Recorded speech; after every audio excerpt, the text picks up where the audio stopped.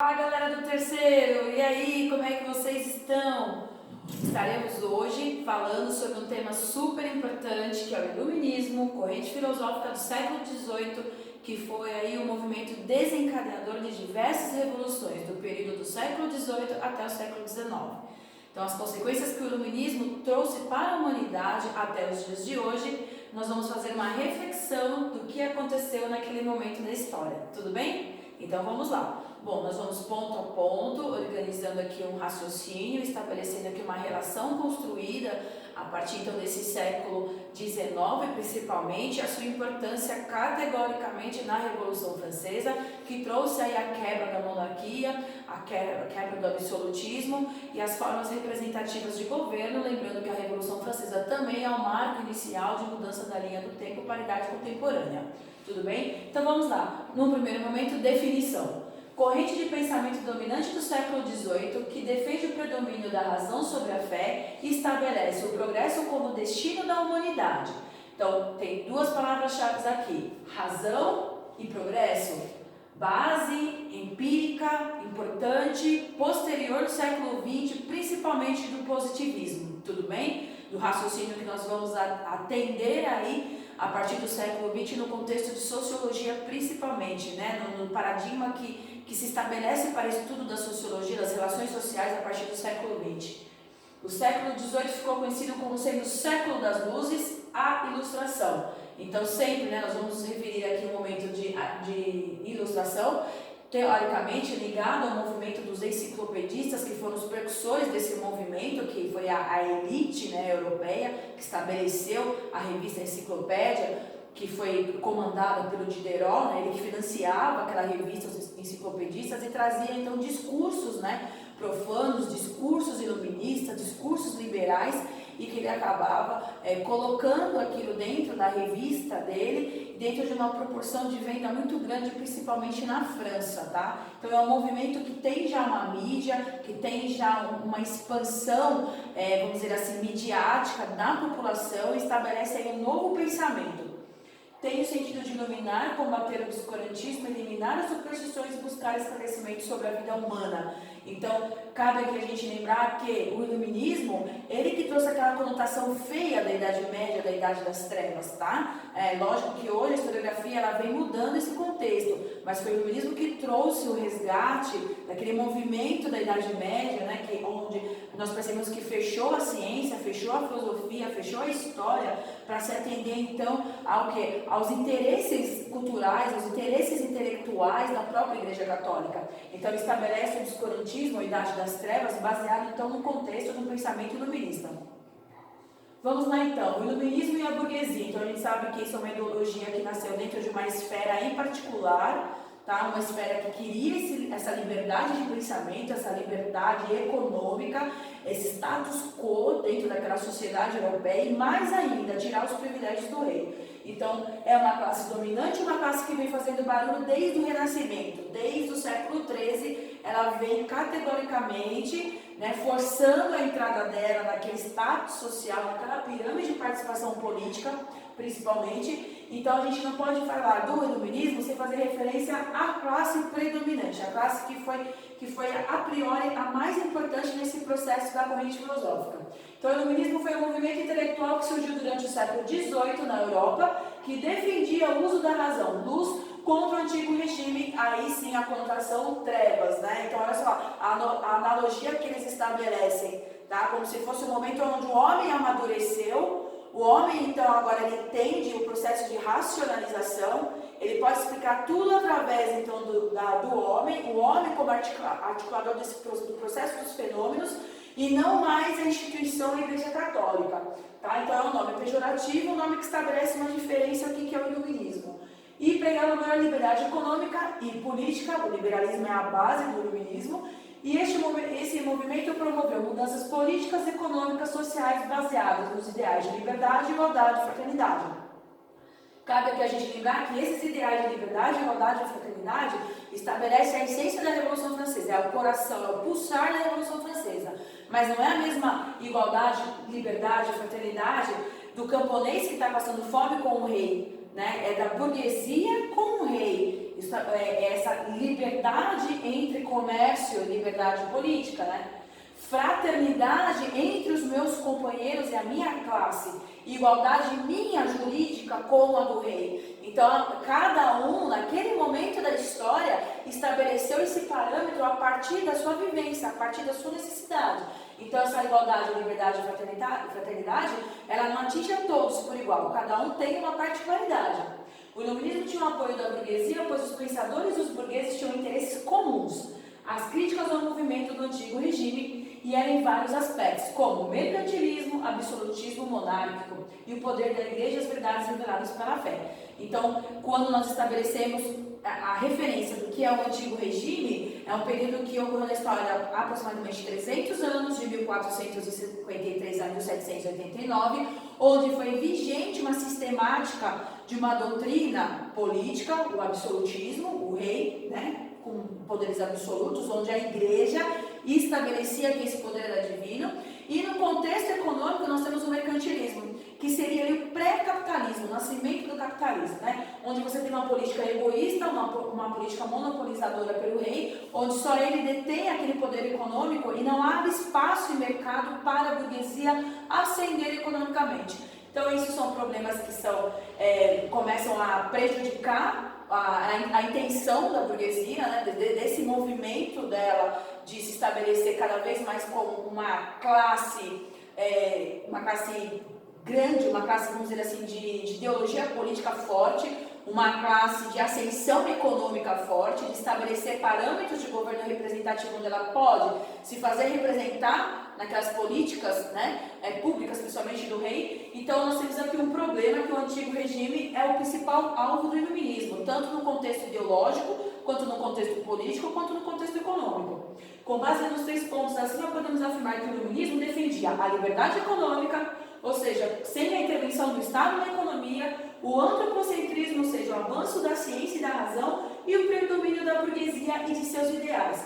Vale aqui lembrar que o antropocentrismo é um resgate ao renascentismo. O renascentismo ali, alguns historiadores não sabem especificar se foi uma quebra de ideologia ou se foi um processo de continuidade da cultura da Idade Média. Sabe-se que o renascentismo ele foi uma quebra de paradigma, do contexto cultural principalmente, e que ele fazia ali criteriosamente um resgate ao quê? Ao antropocentrismo, ou seja, a partir do conhecimento de observação dos fenômenos empíricos, a ciência, a arquitetura, a literatura começou então a dar respostas a todo o universo do homem, a todos os fenômenos a partir do conhecimento do homem. Então por isso que o homem é a chave de tudo, é o homem como centro de tudo. O homem é responsável pela política, o homem é responsável pela economia, o homem faz por si só, não precisa, né, de um poder supranacional, um poder transcendental, um poder acima do homem para estabelecer essa relação, então,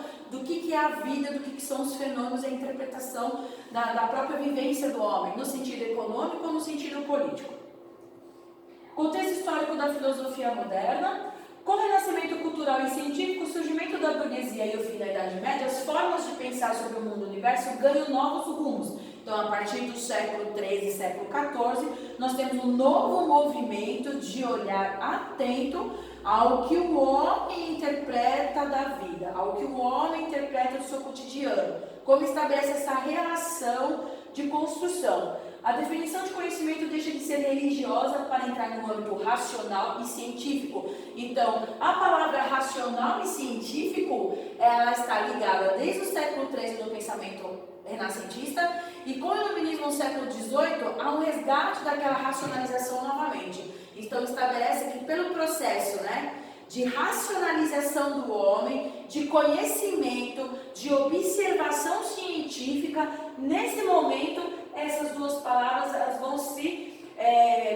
vão propor um novo núcleo de pensamento naquela civilização, principalmente. Então o teocentrismo é deixado de lado e entra em cena o antropocentrismo, palavra-chave aí, homem no centro do universo. Nesse contexto, quem vai nascer, que nós já estudamos, Descartes.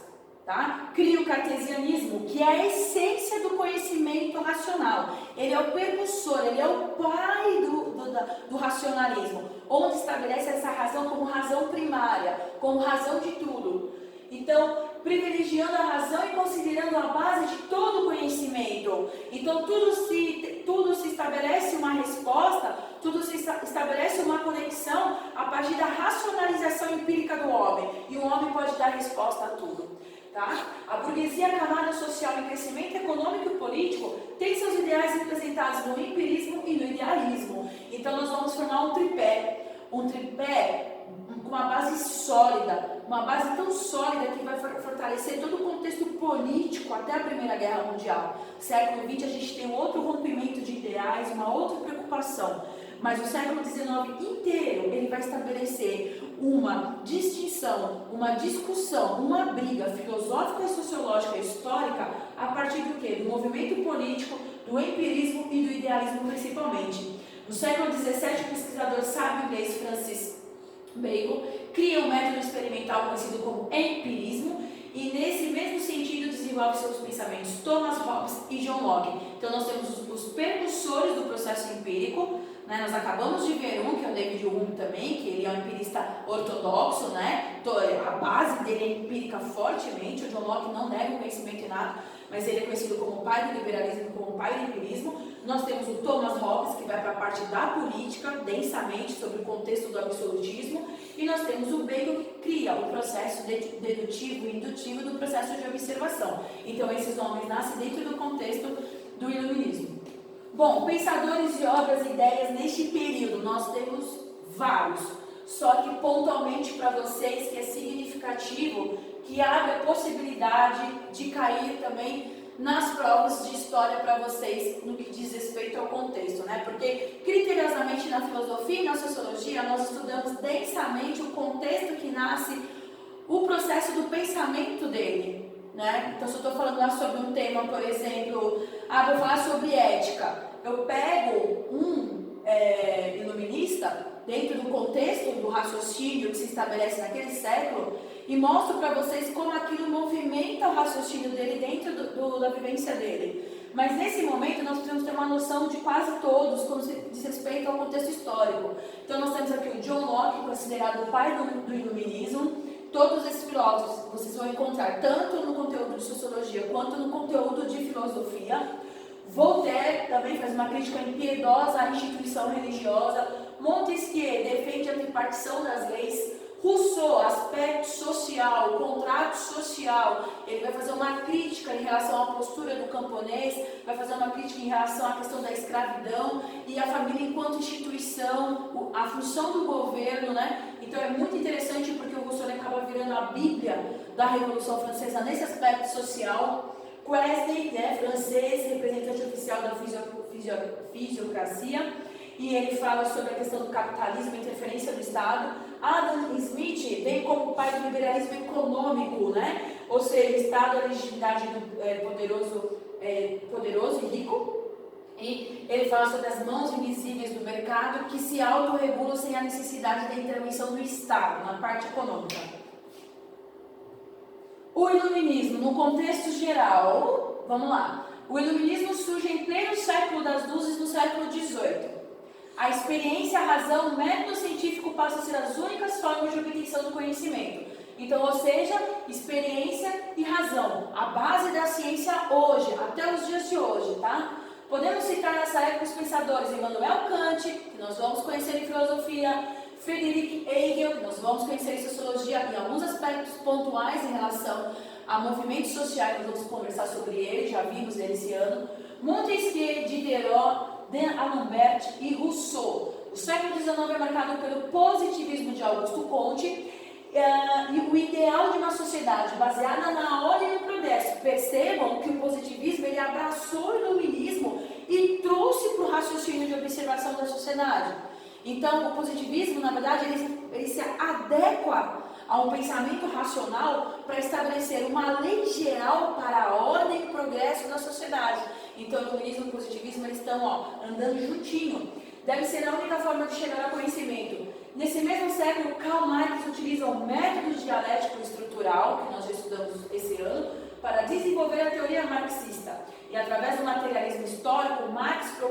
compreender o funcionamento da sociedade para poder modificá-la. Através de uma revolução proletária, a burguesia seria retirada do controle dos bens de produção que seriam controlados pelos trabalhadores. Ainda nesse contexto, Friedrich Nietzsche, outro filósofo importante no final do século XIX, faz duras críticas aos valores tradicionais da sociedade.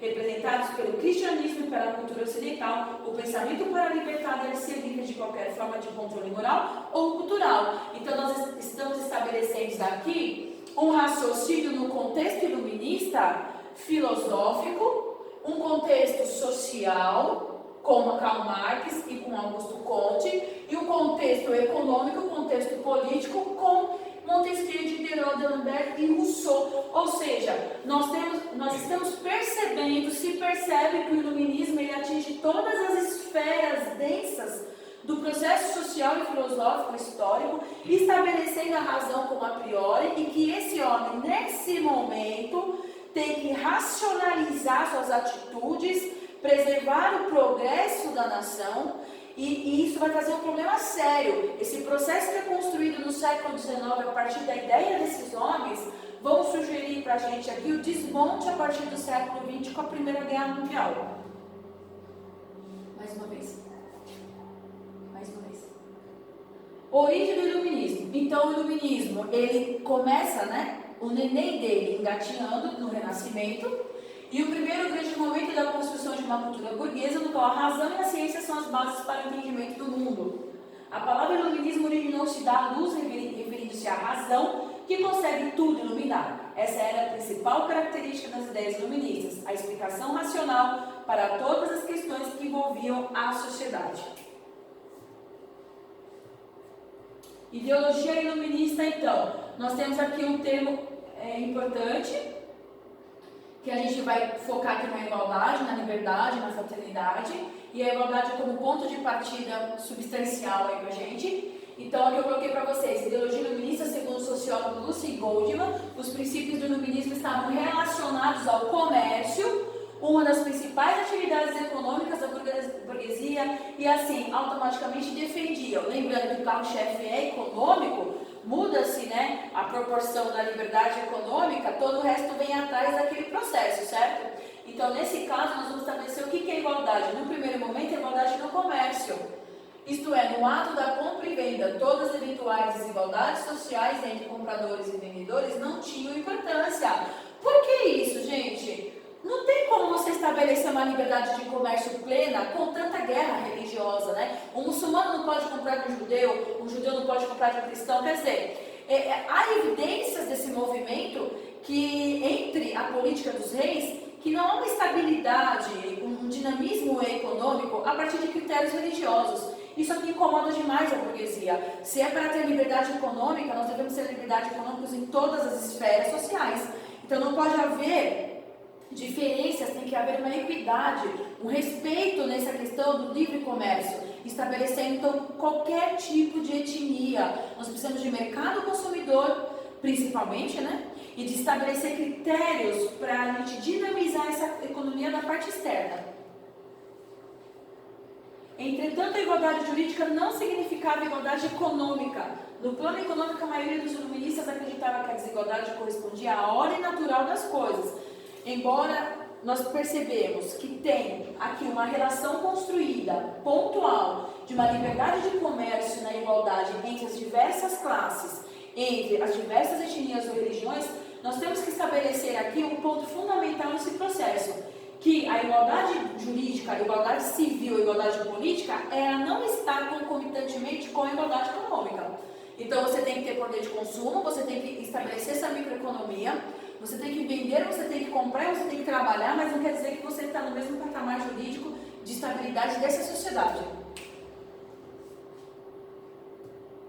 Aqui, tolerância religiosa, tolerância é um nome dado básico, que é importante nesse processo construído do liberalismo. Então essa tolerância ela não é só no contexto econômico ou diferenças sociais, mas é uma tolerância principalmente religiosa. Tanto que eu coloco ali para vocês, na realização do ato comercial não importava as convicções religiosas ou filosóficas. dos participantes do negócio. Do ponto de vista econômico, a burguesia compreendeu que seria irracional excluir compradores ou vendedores de função de suas crenças ou convicções pessoais.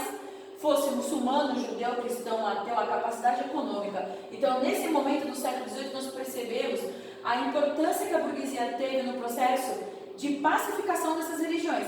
Não no sentido de que ela fosse boazinha, mas no sentido que ela quer paz para comercializar. Liberdade pessoal e social, atividade comercial. Percebam que o nosso foco é econômico, é uma linha muito tênue nesse processo econômico, né, que estabelece essa relação que vai se destrinchando para os outros momentos da nossa vida, seja religioso, político. Então, a atividade comercial burguesa só poderia desenvolver-se numa economia de mercado capitalista, ou seja, era preciso que existisse o livre jogo da oferta e da procura, e por isso a burguesia se opôs à escravidão humana. Então, ela não se opôs à escravidão humana porque ela é boazinha, ou por razões humanitárias. Ela se opôs à escravidão humana porque a escravidão humana não convém com o sistema. Como é que eu vou ter um escravo se eu preciso de mercado consumidor? Né? Então eu preciso de matéria-prima, preciso de mão de obra escrava, eu preciso de mercado consumidor. Então eu preciso do quê? De trabalhadores livres, que recebam seus salários e que teoricamente atuam na dinâmica econômica, na dinâmica do mercado para estabelecer essa relação, essa liberdade. Toda essa construção, ela está ligada diretamente à desconstrução do antigo regime. Enquanto eu tenho um sistema fechado, como o mercantilismo, que sugere que toda a riqueza de uma nação fique concentrada, esse capital dentro da nação, sem poder expandir, né, sem poder estabelecer ali fluxos econômicos com outras nações, com outros povos, tudo isso vai ficando fechado. A burguesia ela não expande economicamente, então ela tem que concorrer com o mercado interno que só privilegia o rei. Então o contexto, né, a relação que se estabelece nesse movimento, ela é basicamente econômica. Se a gente percebe todos os ideais liberais, toda a ideologia do liberalismo, ou a ideologia que seria o coração enraizado do iluminismo, ela estabelece sempre qualquer relação pontual com a economia. Então atividade comercial burguesa, a gente olha ali paz nos diversos povos e religiões. Por quê? Porque tem uma relação também econômica que atrapalha o comércio. Então, quer dizer, tudo isso foi construído para a estabilidade então, de um novo movimento que se nascia, que é o capitalismo. Tudo bem, galera? Então é isso. Hoje eu aqui falei um pouquinho para vocês do iluminismo. Na próxima gravação, nós vamos estar falando da Revolução Francesa, da Primavera dos Povos e chegando o pezinho em Napoleão. Um beijo no coração de vocês, até a próxima.